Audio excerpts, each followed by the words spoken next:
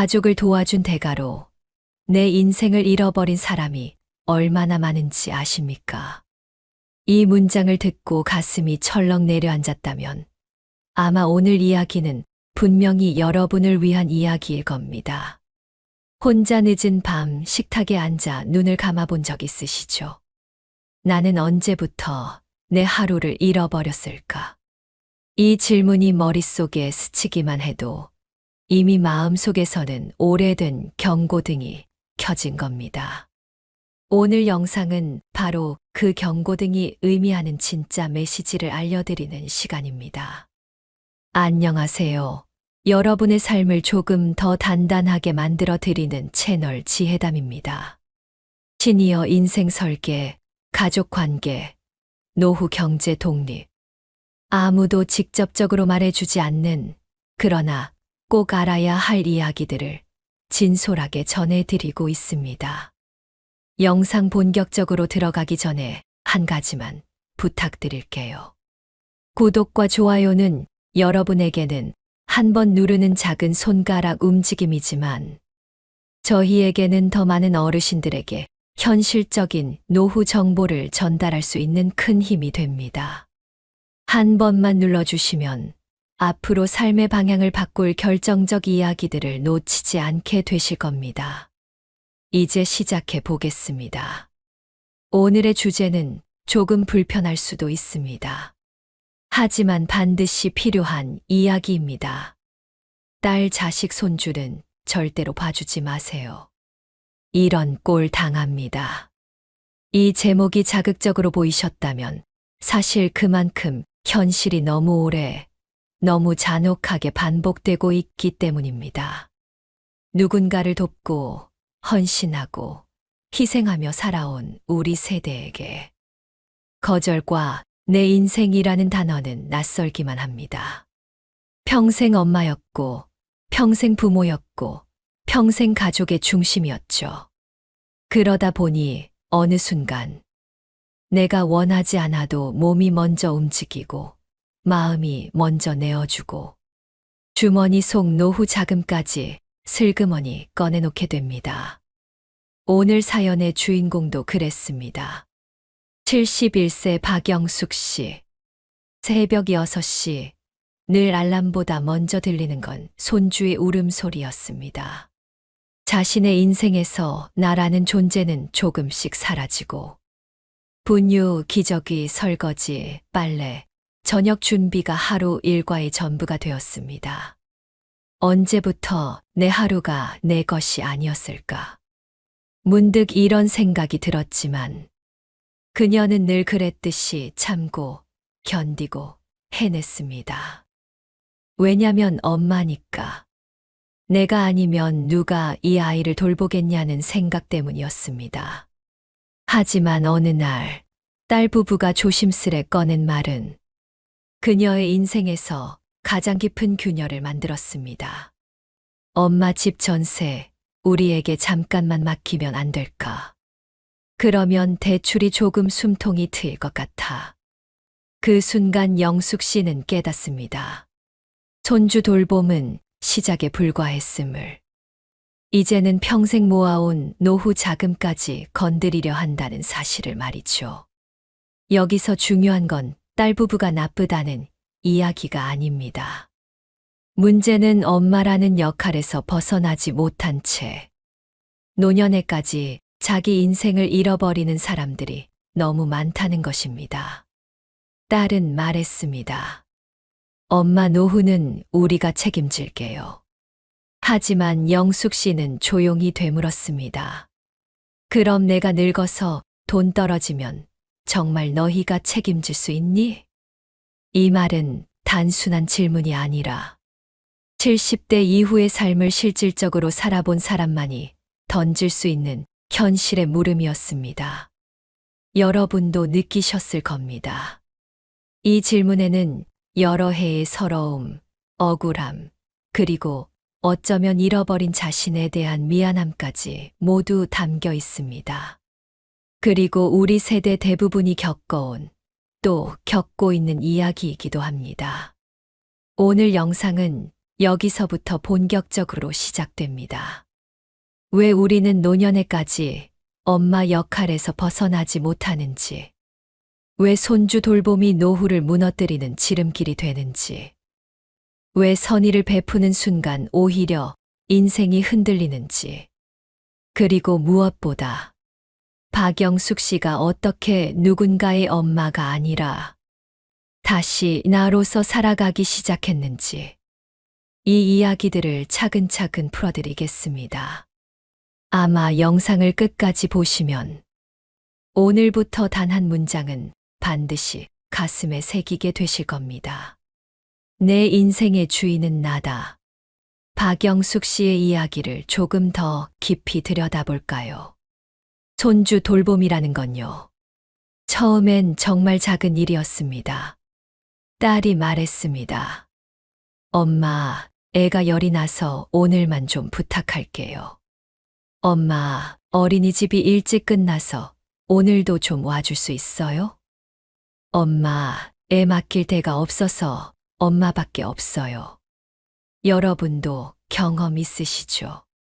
오늘만, 잠깐만, 이번만이 언제인지 모르게 매일이 되어버립니다. 그리고 어느 순간 엄마였던 내가 다시 엄마 노릇을 하게 됩니다. 평생 해온 그 역할을 또다시 시작하는 거죠. 그렇게 손주 돌봄이 루틴이 되고 식탁은 다시 아이 간식으로 가득 차고 내 시간이라고는 새벽과 늦은 밤뿐이 됩니다. 그런데 이상합니다. 분명 같이 사는 것도 아니고 내가 책임져야 할 아이도 아닌데 내 하루는 점점 내 것이 아니게 됩니다. 몸은 피곤하고 마음은 말할 수 없이 지치는데 정작 딸 부부는 말합니다. 엄마가 있어 정말 다행이야. 엄마 아니면 우리 어떻게 살지 몰라. 칭찬처럼 들리지만 실은 그 안에 엄마는 해주는 사람이야. 엄마는 당연히 도와야 해. 이런 뜻이 숨겨져 있습니다. 그 말에 상처받으신 적 있으시죠? 영숙 씨도 그랬습니다. 새벽부터 분유를 데우고, 밥을 차리고, 빨래를 널고, 딸 부부가 퇴근할 때까지 꼬박 하루를 보냈습니다. 하루 일과를 끝내면 무릎은 붓고, 허리는 아팠고, 침대에 누우면 온몸이 욱신거렸습니다. 그런데도 다음 날이면 또다시 기다리고 있는 건 손주의 울음소리였습니다. 이런 하루가 쌓이고 쌓여 영숙 씨는 문득 스스로에게 묻습니다. 내가 지금 누구 인생을 살고 있는 걸까? 이 질문이 떠오르는 순간 이미 마음의 경계선은 무너지고 있었다는 뜻입니다. 그러던 어느 날, 딸 부부가 조심스레 말했습니다. 엄마 집 전세 우리한테 좀 맡기면 안 될까? 대출이 너무 버거워서 엄마가 조금만 도와주면 정말 살 것 같아. 이 말은 엄마이기 때문에 도와주는데 부담이 없을 것이라 당연히 생각하는 사람만이 할 수 있는 말입니다. 영숙 씨의 마음은 한순간 얼어붙었습니다. 이건 아니다. 그녀는 낯선 감정을 느꼈습니다. 평생 가족을 위해 살았는데 정작 돌아온 건 내 노후 자금을 당연하게 바라보는 시선이었습니다. 여러분, 이 장면이 낯설지 않으시죠? 왜 이렇게 많은 시니어들이 비슷한 순간을 맞게 되는 걸까요? 그 이유는 단 하나입니다. 한 번 엄마 역할이 되면 노년이 되어도 그 역할에서 절대로 벗어나지 못한다고 자녀들이 생각하기 때문입니다. 그리고 그 생각은 우리가 해줘왔기 때문입니다. 한 번 도와주면 계속 도와주는 사람, 참고 견디는 사람, 희생을 당연하게 감당하는 사람, 바로 엄마라는 이름을 가진 사람들이었기 때문입니다. 그러니 자녀들은 엄마의 시간도, 엄마의 돈도, 엄마의 체력도 언제든 빌릴 수 있는 것처럼 느낍니다.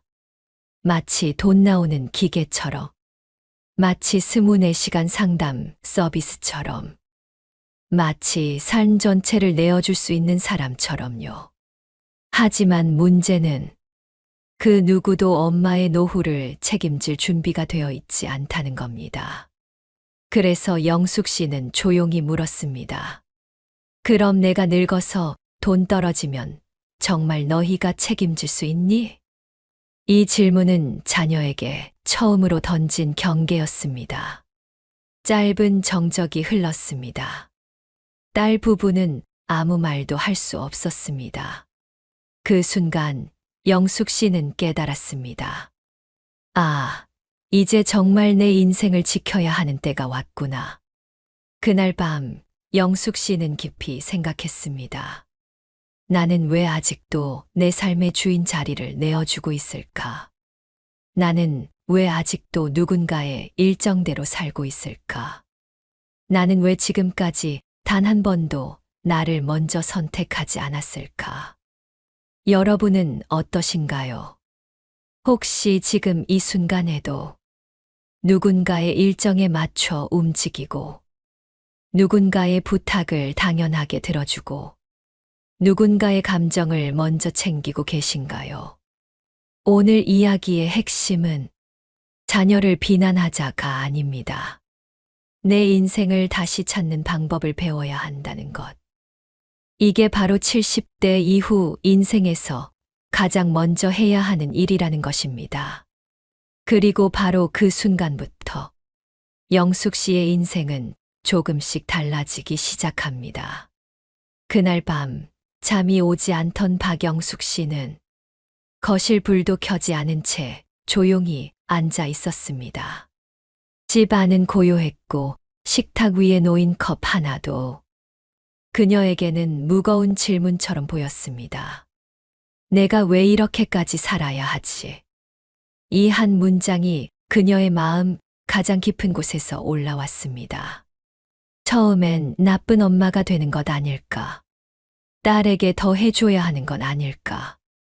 이런 죄책감이 먼저 밀려왔습니다. 하지만 곧 또 다른 마음이 불쑥 고개를 들었습니다. 나는 이제 좀 쉬고 싶다. 나는 이제 나로 살고 싶다. 이 감정을 솔직하게 인정하는데 71년이 걸렸다는 사실이 오히려 그녀를 더 슬프게 만들었습니다. 다음 날 영숙 씨는 새벽 거울 앞에 섰습니다. 눈가에 주름, 축 처진 어깨, 그리고 무기력함이 묻은 표정을 바라보며 속삭였습니다. 이 얼굴이 평생 남을 위해 산 얼굴이구나. 그 순간 왠지 모르게 눈시울이 뜨거워졌습니다. 하지만 이상하게도 그 눈물은 슬픔만은 아니었습니다. 오히려 이제는 변해야 한다는 조용한 결심처럼 느껴졌습니다. 그녀는 그 자리에서 마음속으로 작은 선언을 했습니다. 아무에게도 들리지 않는, 하지만 그녀 인생 전체를 바꿔놓을 선언이었습니다. 나 이제 손주 돌보는 일 그만해야겠다. 이제부터는 나를 먼저 살겠다. 이 말을 입 밖으로 내뱉는 순간 심장이 두근거렸습니다. 평생 해주는 사람으로 살아온 그녀에게 이 결정은 세상에서 가장 어려운 용기였습니다. 며칠 뒤 딸에게 그 결심을 전했습니다. 엄마, 갑자기 왜 그래? 무슨 일 있어? 딸은 당황했고 울먹이기까지 했습니다. 엄마 없으면 우리 정말 힘들어. 엄마가 애 좀 봐주면 안 돼. 제발. 그 목소리는 영숙 씨의 마음을 흔들어 놓기 충분했습니다. 하지만 이번만큼은 흔들리지 않았습니다. 그녀는 차분히 말했습니다. 엄마로서 미안하지만 나는 이제 나로 살려고 해. 너희를 미워해서가 아니라 내 인생을 더 늦기 전에 챙기려고 그래. 딸은 말이 없었습니다. 그리고 그 정적 속에서 영숙 씨는 눈을 감고 생각했습니다. 그래, 이제야 진짜 어른이 되는 거구나. 놀라운 건 이 결심 하나가 그녀의 삶을 조금씩, 아주 조금씩 전혀 다른 방향으로 이끌기 시작했다는 겁니다. 손주 등원 대신 그녀의 아침은 조용한 산책으로 바뀌었습니다. 젖병을 씻던 손이 이번엔 종이컵 커피를 따뜻하게 감싸고 있었습니다. 하루 종일 집안일로 허리가 굳어 있던 시간이 문화센터 수채화 강습으로 채워졌습니다. 붓을 드는 게 이렇게 설레는 일이었나. 영숙 씨는 속으로 중얼거렸습니다. 수채화 수업에 가는 복지관 복도에서 수년 만에 마음을 울리는 문장을 들었습니다. 어르신, 요즘은 모두 스스로 노후를 준비해요. ETF 같은 것도 배우고 작은 일거리도 찾아요. 은행 상담 직원이 해준 말이었습니다.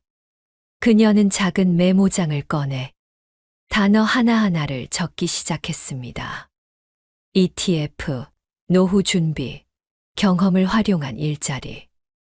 그동안 남의 일은 그렇게도 많이 챙겼으면서 정작 내 돈, 내 일, 내 경험은 한 번도 돌아보지 않았다는 사실이 갑자기 부끄러우면서도 또 한편으로는 이상한 힘이 밀려왔습니다. 그리고 복지관에서 열린 시니어 일자리 설명회에서 들었던 말은 그녀의 마음을 한 번 더 깨뜨렸습니다. 70세도 일할 수 있습니다.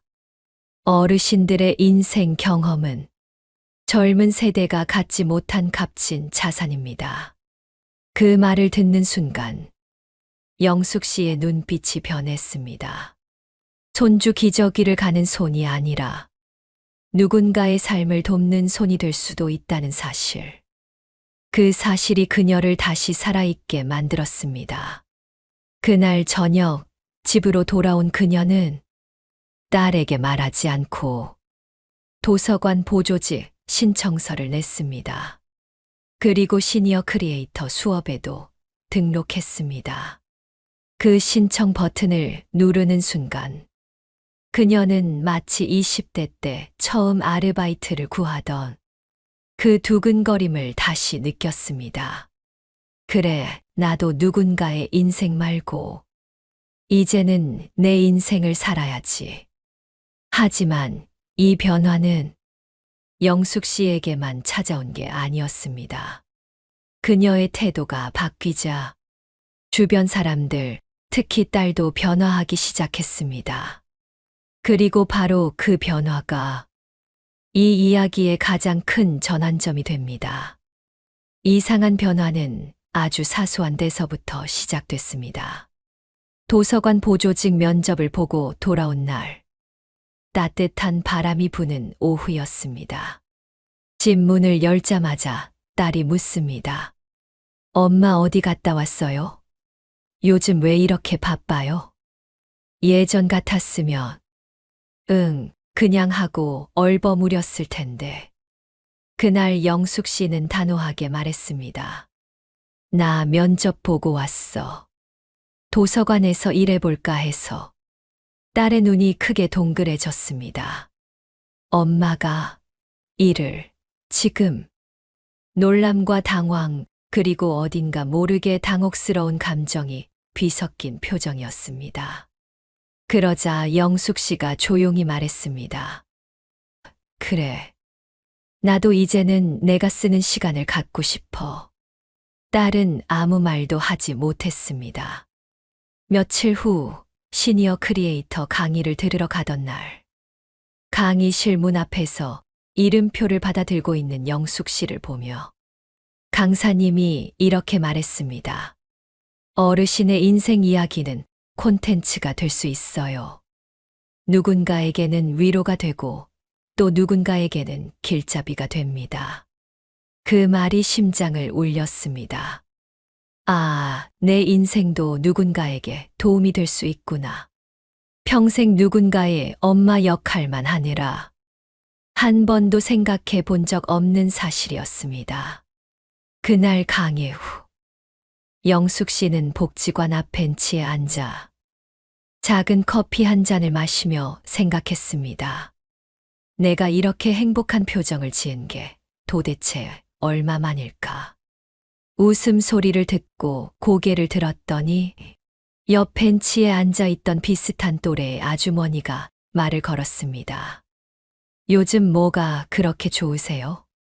그러자 영숙 씨는 조금 머뭇거리다 대답했습니다. 처음으로 내가 살고 싶어서 하는 일들이 생겼어요. 그 짧은 대답이 그녀를 다시 세상 속으로 이끌고 있었습니다. 새로운 사람을 만나고 새로운 이야기를 듣고 오랜만에 내 이름으로 웃을 수 있는 시간들. 그렇게 며칠이 지나자 놀랍게도 딸의 태도에도 변화가 나타났습니다. 어느 날 저녁 딸이 조용히 말을 꺼냈습니다. 엄마, 요즘 엄마 보면서 많이 생각했어요. 엄마가 없으면 안 될 줄 알았는데 엄마가 자기 인생을 사는 모습이 너무 멋있어요. 영숙 씨는 깜짝 놀랐습니다. 딸에게서 이런 말을 들어본 적이 한 번도 없었기 때문입니다. 딸은 이어서 말했습니다. 엄마가 힘들어도 그냥 참고 사는 게 가족을 위한 최선이라고 생각했는데 엄마 보니까 그게 아니더라고요. 나도 나중에 엄마처럼 살고 싶어요. 누구의 엄마가 아니라 나로서. 이 말은 영숙 씨가 지금까지 들은 어떤 말보다 큰 위로였고 큰 보상이었습니다. 그녀는 그저 미소 지었습니다. 그 미소는 누군가에게 기대는 미소가 아니라 스스로를 인정하는 사람만이 지을 수 있는 미소였습니다. 그날 밤 딸의 방 앞에 걸터 앉아 영숙 씨는 깊은 숨을 내쉬었습니다. 이게 바로 내가 원하던 관계였구나. 누군가에게 잡아먹히는 관계가 아니라 서로를 존중하는 관계. 인생을 공유하되 인생을 침범하지 않는 관계.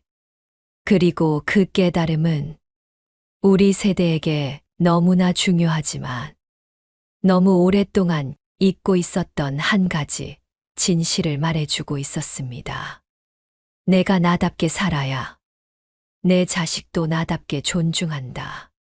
자녀를 위해 자신을 포기하는 것이 희생이 아니라 습관이 되어버린 세대에게 이 문장은 낯설지만 반드시 필요한 변화였습니다. 그리고 여기서 한 가지 더 놀라운 사실이 드러납니다. 딸과의 관계가 좋아진 이유는 엄마가 더 많이 희생해서가 아니라 엄마가 자기 인생을 살기 시작했기 때문이었다는 것. 아이러니하지만 자식을 위해 자신을 버릴 때보다 자신을 지킬 때 자식이 더 성숙해집니다. 영숙 씨의 결단은 딸에게도 새로운 기준을 심어준 것입니다. 이제 그녀의 하루는 더 이상 손주 울음소리에 시작되지 않습니다. 이제 그녀의 일정은 딸의 일정이 아니라 박영숙이라는 이름으로 채워집니다.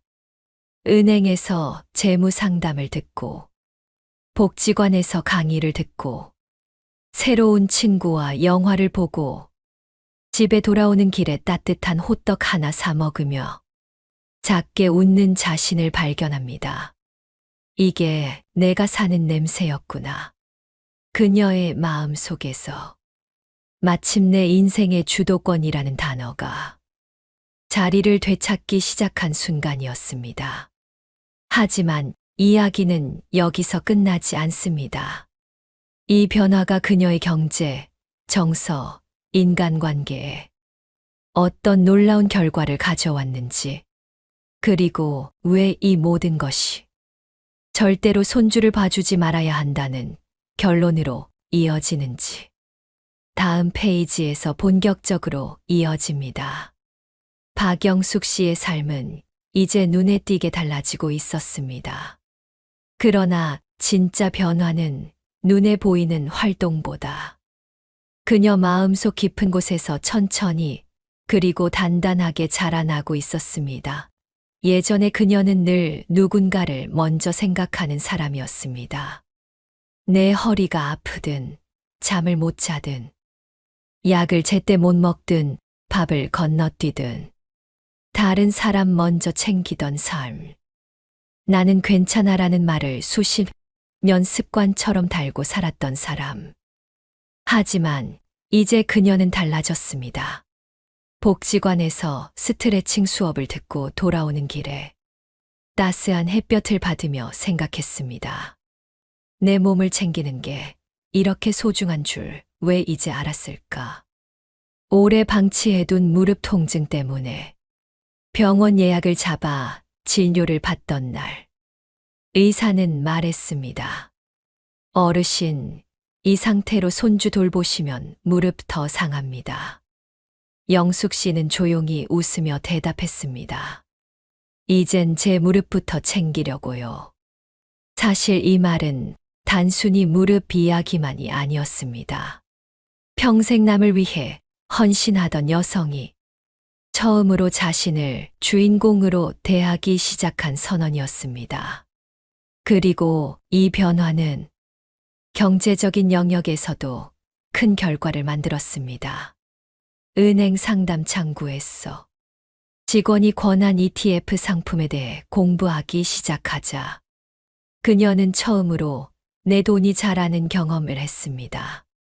큰 돈은 아니었습니다. 하지만 몇만 원의 수익이 생기자 그녀는 어린아이처럼 기뻤습니다. 평생 남의 돈 관리만 해줬는데 정작 내 돈은 이렇게도 몰랐구나. 그녀는 속으로 중얼거렸습니다. 그리고 노후 재무 강의에서 들었던 말이 떠올랐습니다. 어르신, 노년에는 경제적 주도권이 곧 인간의 존엄입니다. 그 말은 그녀의 인생을 정확히 관통했습니다.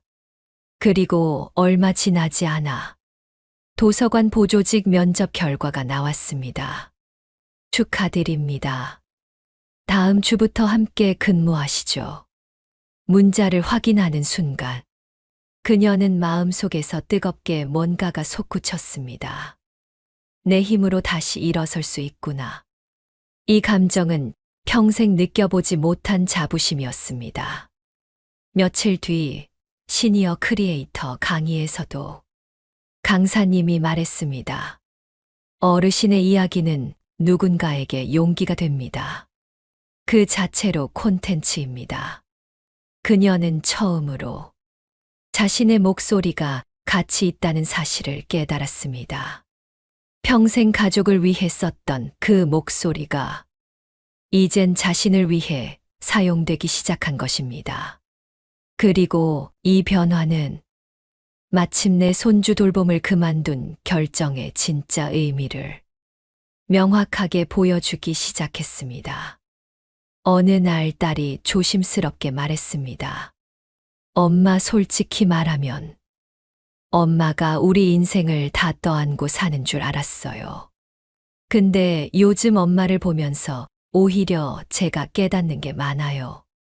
영숙 씨는 조용히 듣고 있었습니다. 딸은 이어 말했습니다. 엄마가 자기 삶을 찾는 모습이 처음엔 서운했는데 이제는 정말 존경스러워요. 엄마도 엄마 인생이 있잖아요. 이제야 그걸 이해하게 됐어요. 이 말은 영숙 씨를 벼락처럼 때렸습니다. 그녀가 손주를 보지 않겠다고 했을 때 딸과 멀어질까 두려웠습니다. 하지만 아이러니하게도 그 결단이 두 사람을 더 가까이 만들었습니다. 여기서 한 가지 중요한 사실이 드러납니다. 자식을 위해 내 인생을 희생할 때 자식은 나를 도움 주는 사람으로만 대합니다. 그러나 내가 나로 살기 시작하면 자식은 나를 한 사람으로 존중합니다. 이것이 바로 딸, 자식, 손주는 절대로 봐주지 마세요라는 말의 진짜 의미입니다. 손주를 봐주지 말라는 뜻이 가족을 버리라는 의미가 절대 아닙니다.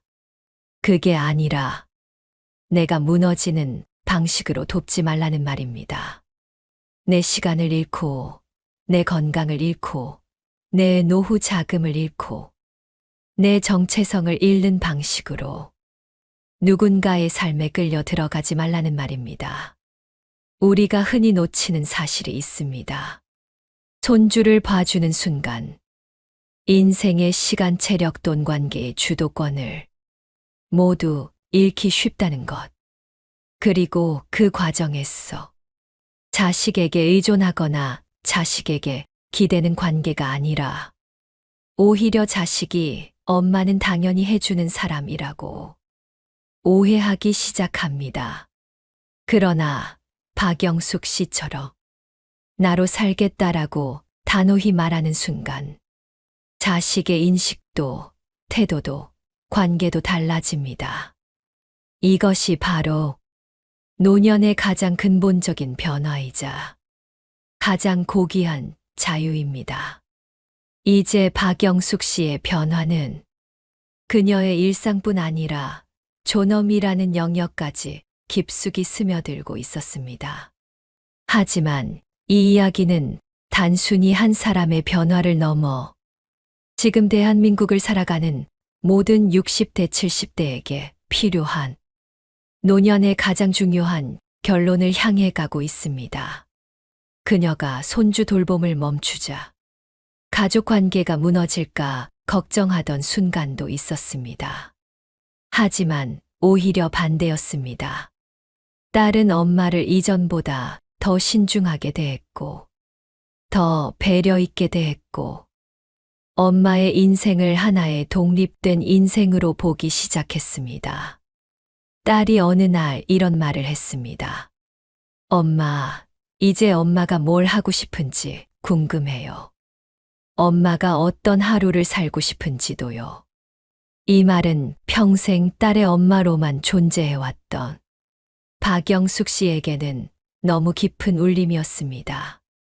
가족 안에서 처음으로 한 인간으로 대우받는 순간이었기 때문입니다. 그녀는 생각했습니다. 내가 바뀌니까 관계도 바뀌는구나. 평생 몰랐던 사실. 평생 누구도 알려주지 않은 진실. 노년의 관계는 희생이 아니라 경계에서 시작된다는 것. 만약 경계가 없다면 자식은 엄마의 시간과 평생의 희생을 끝없이 받아들입니다. 왜냐하면 그게 익숙하기 때문입니다. 엄마가 늘 해왔기 때문입니다. 그래서 많은 시니어들이 지금도 이렇게 말합니다. 내가 봐줘야지 어쩌겠어. 딸이 힘든데 내가 도와줘야지. 우리 때는 부모가 다 해줬잖아. 하지만 이런 말 뒤에는 아무도 들여다보지 않는, 그리고 누구도 대신 책임지지 않는 시니어의 고단한 삶이 숨어 있습니다. 뼈가 시리고 눈이 침침하고 허리는 펴지지 않는데도 아이를 업고 끌고 데리고 어린이집 들락날락하는 노년의 현실. 그리고 그렇게 살아온 세대가 정작 자신을 챙기지 못해 위기 앞에서 외롭게 서게 되는 현실. 이것이 바로 절대로 손주를 봐주지 마세요라는 메시지가 단순한 부부싸움 방지용이 아니라 노년 생존 메시지라는 뜻입니다. 왜냐하면 손주를 봐주는 순간 다음에 내 가지가 순식간에 무너지기 때문입니다. 첫째, 시간의 주도권을 잃습니다. 내 하루는 내가 아닌 자녀의 일정에 맞춰 움직이게 됩니다. 내가 쉬고 싶어도 쉴 수 없고, 나에게 필요한 일을 하고 싶어도 할 수 없습니다. 둘째, 건강의 주도권을 잃습니다. 무릎, 허리, 관절, 체력. 나이 들수록 한 번 무너지면 다시는 회복하기 어려운 것들입니다. 그런데 손주 돌봄은 그 소중한 몸을 매일 소모시키는 일입니다. 셋째, 경제의 주도권이 흔들립니다. 처음엔 교통비, 식비, 간식비 정도지만 곧 자녀의 대출 문제, 전세, 집 문제까지 엄마의 노후 자금이 흘러들어가기 시작합니다. 그리고 자녀는 말합니다. 엄마, 나중에 우리가 잘 되면 다 갚을게. 그러나 현실은 그 나중이 평생 오지 않는 경우가 훨씬 많습니다. 넷째, 관계의 주도권이 무너집니다. 부탁하는 자녀보다 들어주는 엄마가 더 힘든 구조. 엄마의 마음속엔 억울함이 쌓이고 자녀의 마음속엔 당연함이 자리 잡습니다. 그 결과는 너무나 슬픕니다. 평생 자식을 위해 희생한 사람이 노년에 오히려 자식에게 부담이 되고 자식도 엄마에게 죄책감을 갖게 되고 결국 서로가 서로를 향해 마음속 문을 조용히 닫게 되는 것입니다. 반면 영숙 씨처럼 자신의 인생을 회복한 사람들은 완전히 다른 결과를 맞습니다. 수업에서 만난 친구들과 주말에 산책을 하기도 하고 작은 강아지를 입양한 친구의 집에 놀러 가기도 하고 재미삼아 유튜브 영상 공부를 하고 ETF 수익을 보며 뿌듯해하기도 하고 근무하는 도서관에서 학생들에게 책 찾는 법을 알려주며 보람을 느끼기도 합니다. 그녀의 하루는 누군가의 요구가 아니라 자신이 선택한 일정으로 채워져 있습니다. 그리고 놀랍게도 딸과의 관계는 더 좋아졌습니다.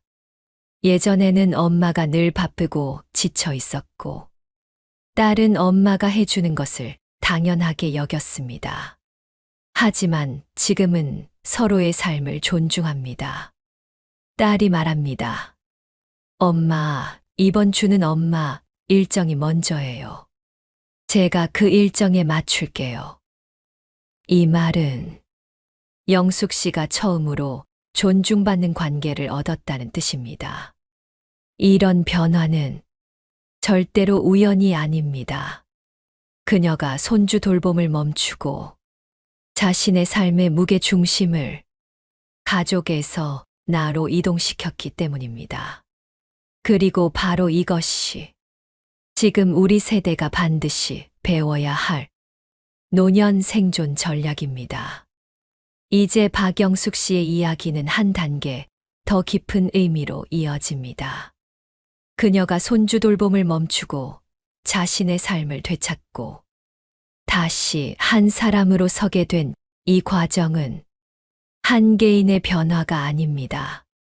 이것은 지금 대한민국 60대, 70대들이 반드시 통과해야 할 노년의 관문입니다.